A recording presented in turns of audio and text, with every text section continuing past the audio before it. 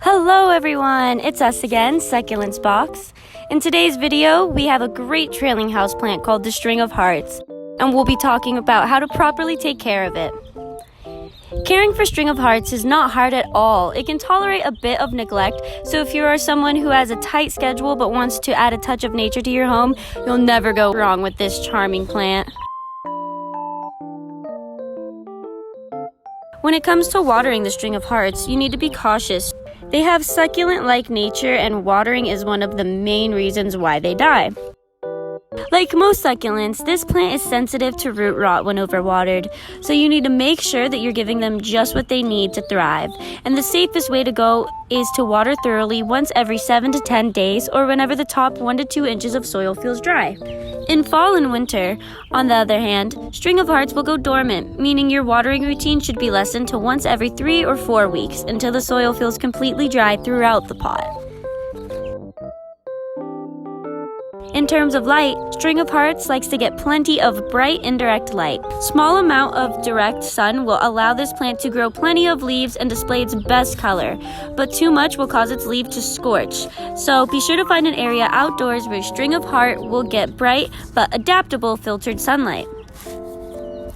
If grown indoors, the most suitable spot to display this plant is a few feet away from a southern or western facing window, or directly in a northern or eastern facing window. Now, in case if your String of Hearts starts to show signs like curling of leaves or large spaces start to show between its leaves, then it can be due to a lack of light, which will most likely distort its appearance. So, to fix this, you can either move your plant closer to the light source or find a different spot to display it.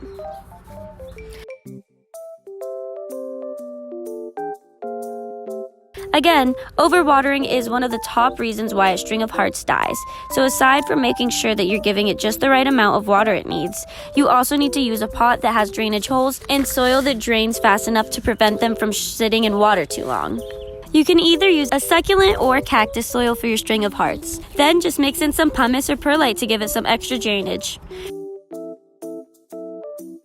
When it comes to repotting, the String of Hearts should be repotted once every 1 to 2 years.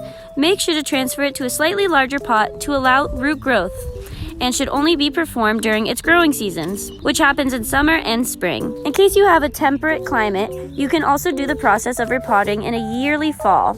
Don't forget to cut off any dry or sticky roots while you're at it, so your String of Hearts will continuously grow and thrive in its new pot. Once done, cut back on your watering as well for a bit, as the plant is quite fragile at this point, and give it some water will only promote root rot. Instead, let your plant adjust to its new home for a few days before giving a good soak of water. Propagating String of Hearts is relatively easy. There's actually 3 techniques to use to propagate this plant, and the water method is one of the easy ways to do it. Plus, you'll get a chance to witness its rooting process, and it almost always works. To do this, simply snip off the vine pieces you want to root using clean scissors, then place them in a vase with water. Once done, all you need now is some patience and a warm spot with nice light to display it. If everything goes well, roots should already appear after a few days to a few weeks, depending on the light and temperature it gets. After the vines have rooted, you can now either transfer it to a pot or just leave it in the vase. Another super easy technique in propagating String of Hearts that we want to introduce you to is the soil method. This one comes really handy, especially when your String of Hearts has gotten too long and you want to shorten it or give it a fuller look. To do this, simply cut some vines and remove some leaves on the side that you want to plant.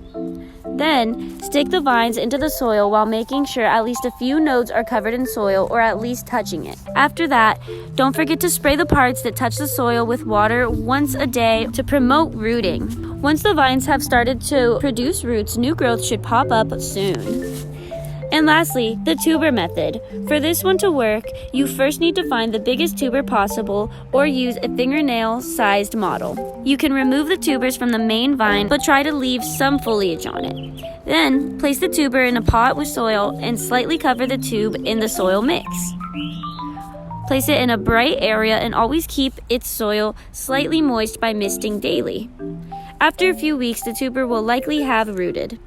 And that's it for today. Hope you guys enjoyed and found these tips helpful in growing a beautiful String of Hearts. We'll see you again next time.